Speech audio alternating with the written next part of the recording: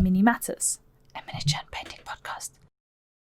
Welcome everyone to the third episode of the Alfonso Night Models Lionel Jamie extravaganza.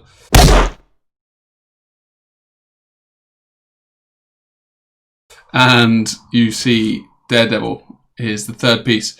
Now I need to think of a question quickly. How did you paint it? No, what strikes me as good is the reds and the shadows, and then the nice contrast with the lady, the statue. Well, I mean, this is a very basic color composition. It's where you have a neutral element on the main area, which is the statue, which is all a development of different neutral tones with grays. These grays are filtered with glazes of green, different greens. Those greens will make a very subtle contrast effect with the red. So it's a complementary game, basically. They're not very perceivable, but in hand you will see them clearly, because all the stone was full of green tones, like if it has moss. Moss is a word? Moss, yeah. Right? I get you. On picture is not so obvious, but it is there. The same as the texture. For example, in hand you could see clearly the texture. The stone is full of like little crackles and crackles, like crackles and cracks, crevices, and veins of the structure of the stone. And it's quite interesting. It's not something amazing, not at all. I also didn't want to pay too much attention to the statue, because the problem of this is that imagine that you make a marble effect on the statue that could be super cool, but the problem is that the weight of the figure has to be on the character, right? So if you do a very complex effect on the statue, maybe it will be too much and it will catch too much attention, right? So the treatment of the statue was very clear. It was based on a very neutral, pale palette of obviously tonal grays with some purples. You can perceive probably some lilacs on the edges of the legs, on the lower parts of the legs, also on the wings. I don't know if you can see them, but they are there. And then, as I said, glazes of green to be very subtle. And then the treatment of the red is spread alongside the full image, because, for example, those little flowers where they don't come with, those are natural seeds, that I added to the kit. They don't come with the kit. The same as the little flower plants or whatever, grass in the floor. And that was an excuse for me to add elements of red that will distribute the weight of red and that will introduce the main big red area that is the main character, Daredevil. Because when I finished the painting, I saw that it was completely split in two parts, and it didn't work. So that's the reason for the flowers, that they think that it was a nice touch that somehow merge all the image and make it more, I would say, like more accomplished somehow. That makes sense? Yeah. And then the reds, the treatment of the reds here is completely different to, for example, the Iron Man. I'm a super red lover. Is my favorite color, and I've treated in many different ways because I love to play with it. It's a difficult color to play with, but I enjoy it a lot. And in this case, it was very challenging because I wanted to create something that looks a mixture between some kind of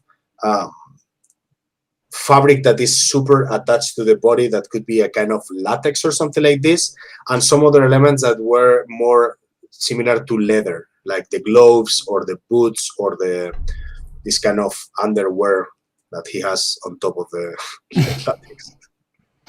Like any other superhero, which means that probably we are doing wrong with our fashion, with our trends. When you've got a body like that, you should be wearing hot pants. Yeah, to be honest. I cannot do it, but I'm sure that Lionel should be dressing like this. In this is a challenge, Lionel. Next time you have to be dressing like Daredevil.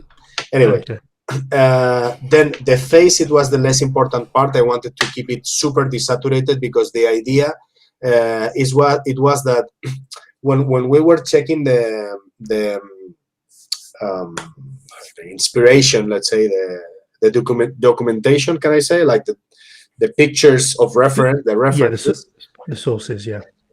We saw that all the Daredevil images that were convincing, or most of them, were like really going into the realism, some kind of, like you say before, right? Like gritty is the word, like dark, Gritty. Yeah.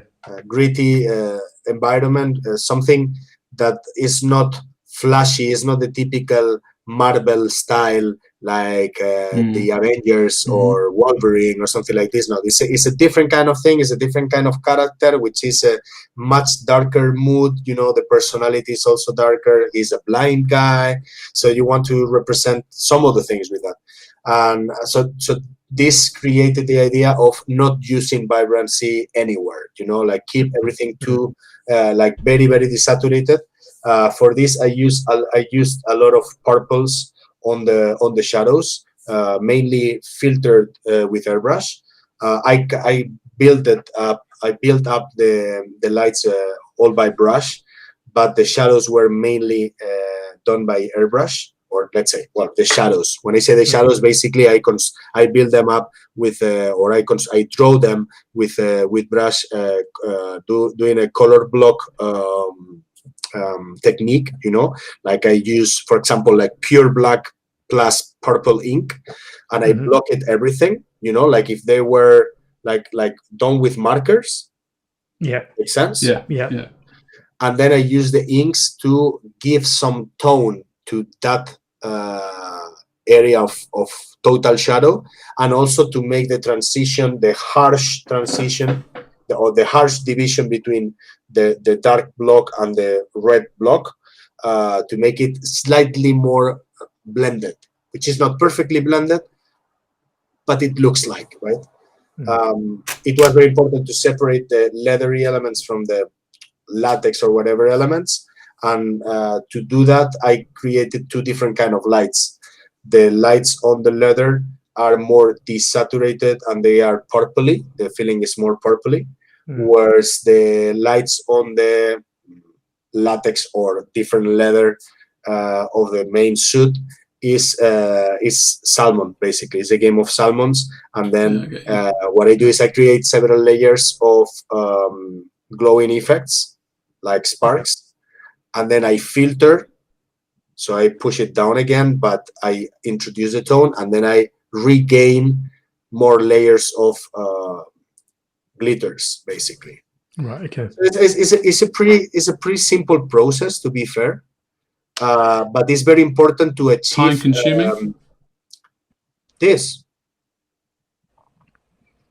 3 days, 4 days. Yeah, it's the same as the others. I got my question though. And okay, give me. There is another thing important. Well, I think you answered it because it is it's one model, all the same. It's the same with the Iron Man episode 2. Yeah, how do you create contrast? But you basically spoke about it already, like creating contrast with that kind of model. So, well, there is another kind of contrast that is not very visible. Cold and hot.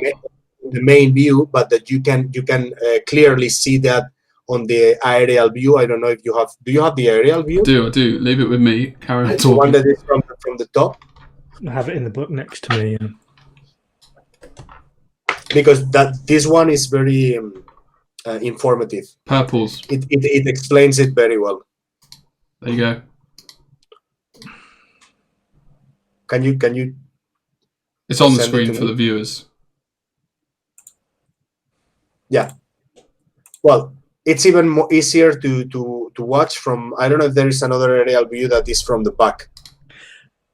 No. Yeah, it's in the book. We can put it in post. Well, anyway, I mean, from the aerial views you can see it. As in the aerial views, you will see that all the muscles, the light is fully concentrated on the top. It's a pure zenithal consideration. Yeah. But it's right on the top. It's not inclined. Do you understand? Yeah. because I wanted to create a glitter effect, or how I say, is glowing effect. Glowing is better, right?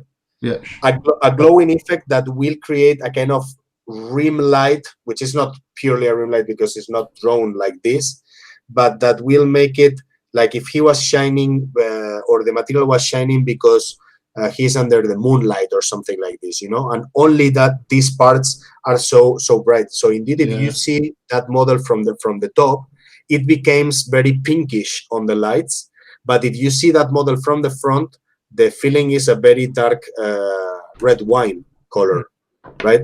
So it's interesting because the treatment is completely different of how I painted it from that perspective than how I painted from this perspective. If you move, which is normally what we do normally, is that you move the light, instead of placing it here, you move it towards this point so that you can reach all the inclined planes and you can create a dramatic scenical source light, which is what we used to do because it works mostly. In this case, it wouldn't work. You will lose the effect. You will lose the effect of something gritty and dark and creepy, because for this, you need that all the front part looks very dark. So the value of those color developments is very short and is very low.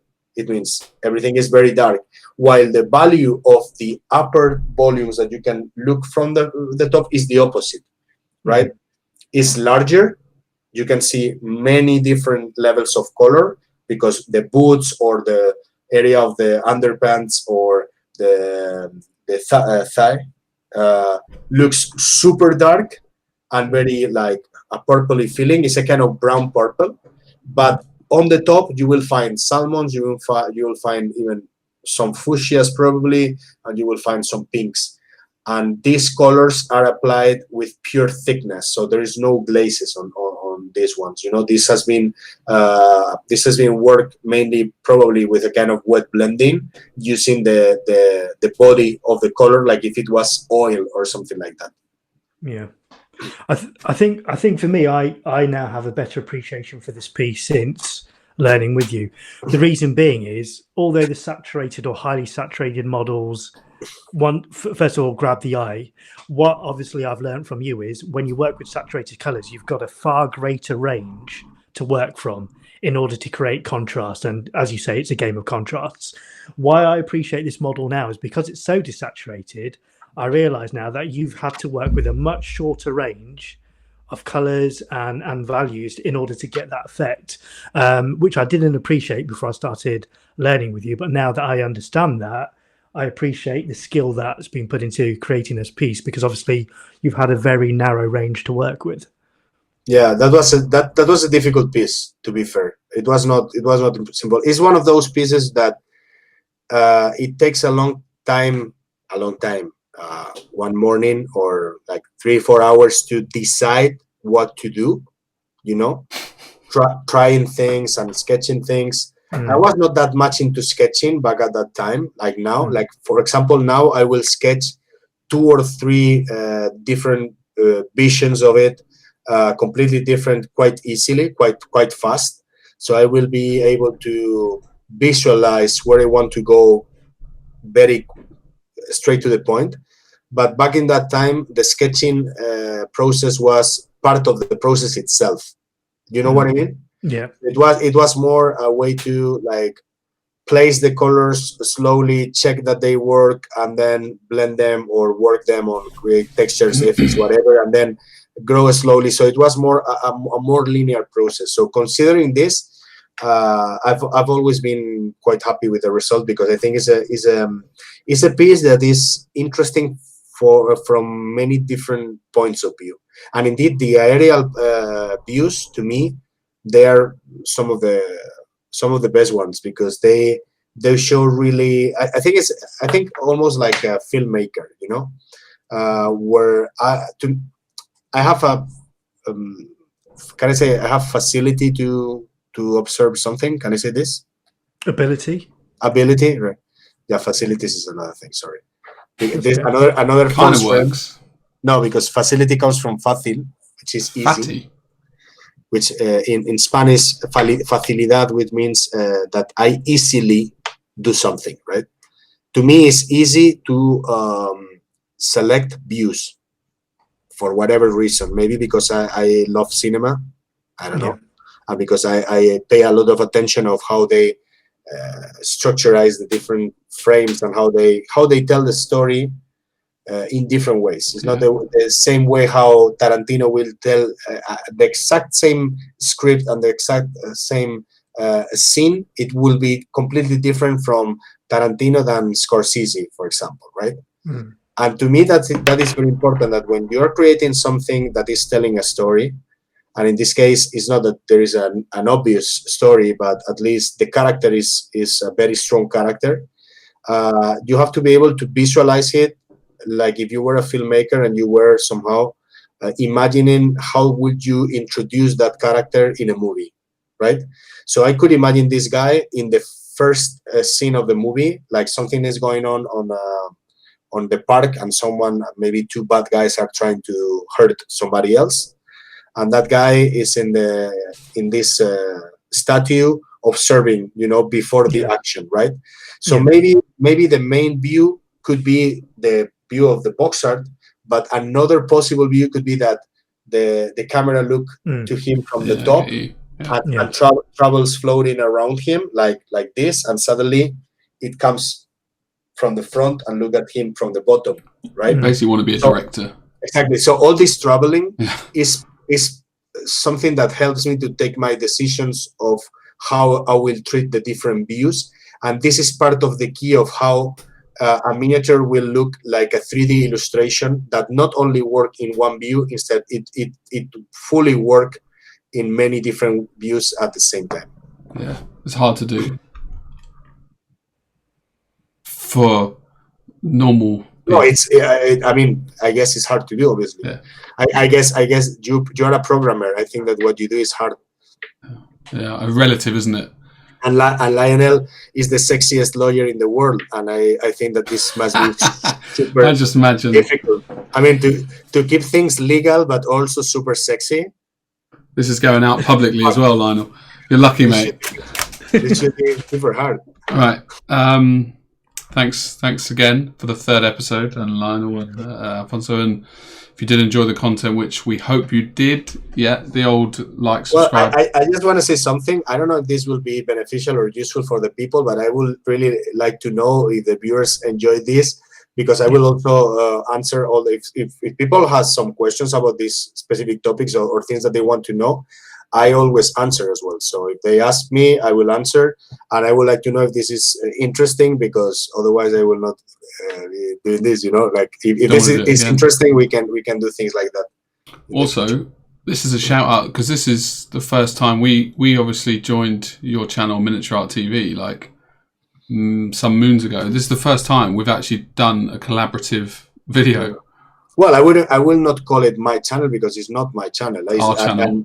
And even more now, I mean, it's not anymore my channel or David's channel or the Academy channel. Is not, because I think that the concept of this channel, when I created it, when I named it as Miniature Art TV, it was to welcome other people to make their own projects, because I have a very open-minded idea of how this channel should work, which is if someone can brings and can offer a really interesting, good content, full of passion, with good vibes and good ideas, and indeed you have many more videos than us, so at the end it's important that there is a faction of the channel that speaks fluent English, because it's not our case. For us, it's an effort to speak in English, obviously, so you can provide better content, and also because you have a point of view that is completely free of prejudices. It's like I will have always my very own perspective as a professional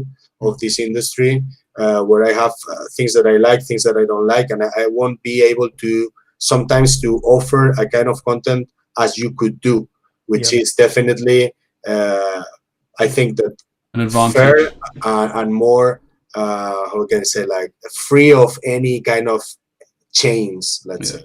Except for one caveat, because if you do like elves and dragons, there's a great. Mate, this is the only thing I will deny to speak about in any video with you guys. Well, that's why I will not speak about elves I will not speak about dragons. I never name drop. Especially I mean, I do. I definitely do.